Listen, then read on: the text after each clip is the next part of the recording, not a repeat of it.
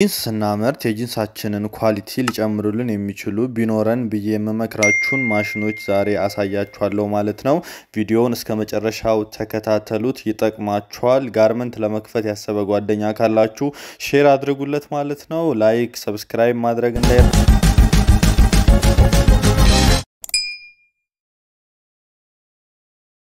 ሰላም ውድ ዳጊ ዲዛይን ቤተሰቦች እንዴት ናችሁ? ዛሬ 7 የጂንስ ስናመርት የሚጠቅሙንን ማሽኖች ይዤላችሁ መጥቻለሁ። ቪዲዮውን ላይክ እና ሼር ሰብስክራይብ ማድረግ እንዳይረሳ። ቀጥታ ወደ ቪዲዮ እንሄዳለን ማለት ነው። በመጀመሪያ ይዤላችሁ የመጣሁት ማሽን ባርታኪንግ ማሽን ይባላል። ይህ ማሽን ለሱሪያችን ውበት ከመስጠት ባለፈ ለሱሪያችን ጥንካሬ በጣም ወሳኝ የሆነ ማሽን ነው። የሚመታበት ቦታ የኋላ ኪስ ላይ፣ የፊት ለፊት ሚስጥር ኪስ ላይ፣ ፓትሌት ላይ፣ ቀበቶ ቤት ላይ። ሌላው ይህ ባርታኪንግ ማሽን 100 አይነት የስፌት አይነቶች ይሰራል። ብትገዙትና ብታዩት ብዬ የምመክረው ማሽን አንደኛው ይህ ነው ማለት ነው።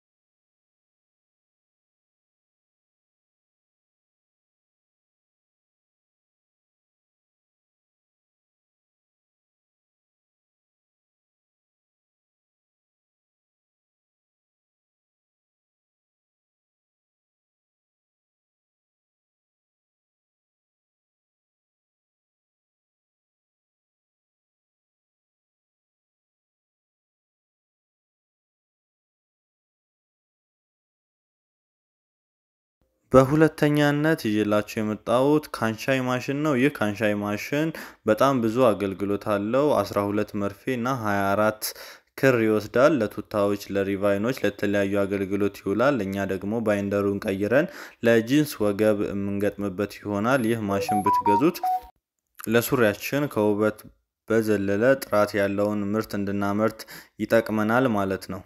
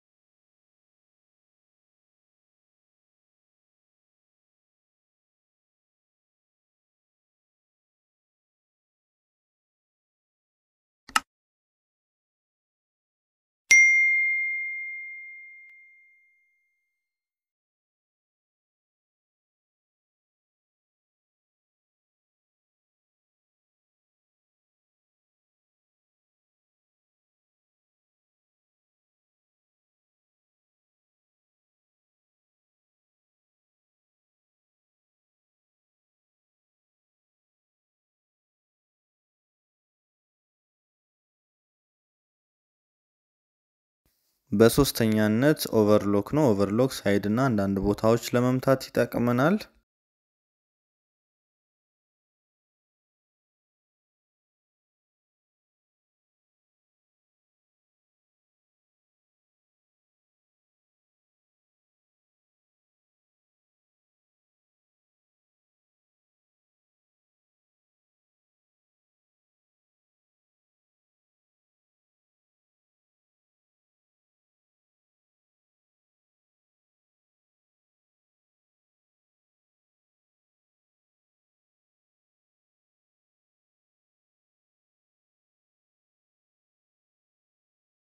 በአራተኛነት ሲንግል ወይም ደግሞ የስፌት ማሽን ነው። ይህ ስፌት ማሽን ፉል ኦፕሽን ነው። ጂንስ ስንሰራ ይጠቅመናል ማለት ነው።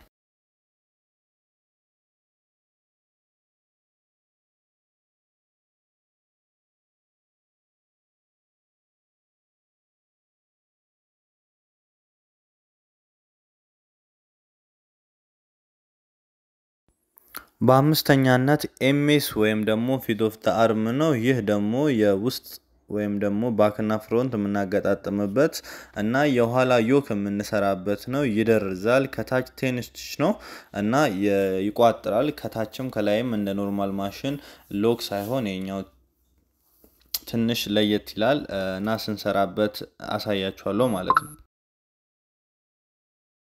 ኤምኤስ ማሽን በሁለት አይነት መልኩ መጠቀም እንችላለን። ባይንደሩን አድርገን ራሳችን እያጠፍን መስራት እንችላለን። እንደዚህ ደግሞ ባይንደሩን አውጥተን በኦቨርሎክ ተመቶ ከዛ ደግሞ እንደዚህ መደረዝ እንችላለን። ለሸሚዝ እና ለአንዳንድ ቦታዎች ይጠቅመናል። የልብሳችንን ኳሊቲ አንድ ስቴፕ ከፍ ያደርገዋል ማለት ነው።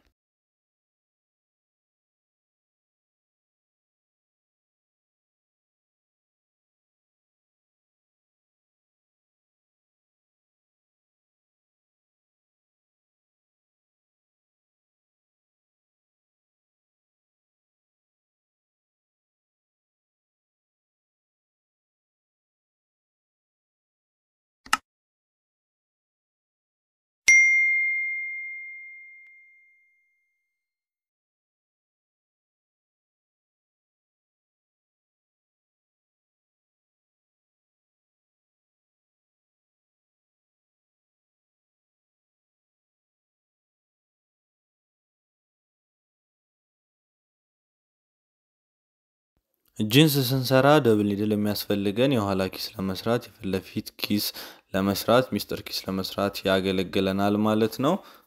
ይሄኛው ደብል ኒድል ከሌላው ደብል ኒድል የሚለየው በአንድ መርፌ መስራት እንችላለን። ግራና ቀኝ መርፌ ማንሻ ያለው እንደዚህ መርፌ እያነሳን መስራት እንችላለን።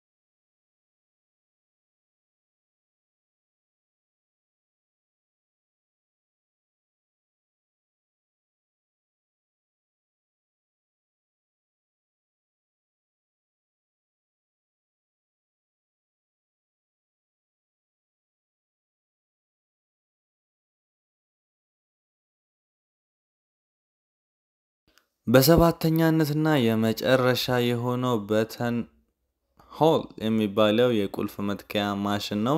ይህ ማሽን ከሌላው ማሽን የሚለየው ሁሉንም አይነት የቁልፍ አይነት ግራም እየቀያየርን የምንሰራበት ነው። እዚህ ጋር ምን ያህል እንደመታ መቁጠሪያም አለው። ፉል ዲጂታል ነው እና ሰዓታችንን በጣም ይቀንስልናል። እና እዚህ ጋር እንደምታዩት ማሳያ ያለው እንዲህ በቀላሉ መተን ቁልፍ እንተክልበታለን ማለት ነው። ሙሉ ቪዲዮን ስለተከታተላችሁት እጅግ አድርጌ አመሰግናለሁ። ቪዲዮን ላይክ እና ሼር ሰብስክራይብ ማድረግ እንዳትረሱ። ቀጣይ እንድሰራላችሁ የምትፈልጉትን በኮሜንት አሳውቁኝ። በኮሜንታችሁ መሰረት እኔም እሰራለሁ ማለት ነው። ጥንታዊነት የዘመኑ ፋሽን ነው። ዳግማዊ ነኝ። ቸር ሰንብቱ።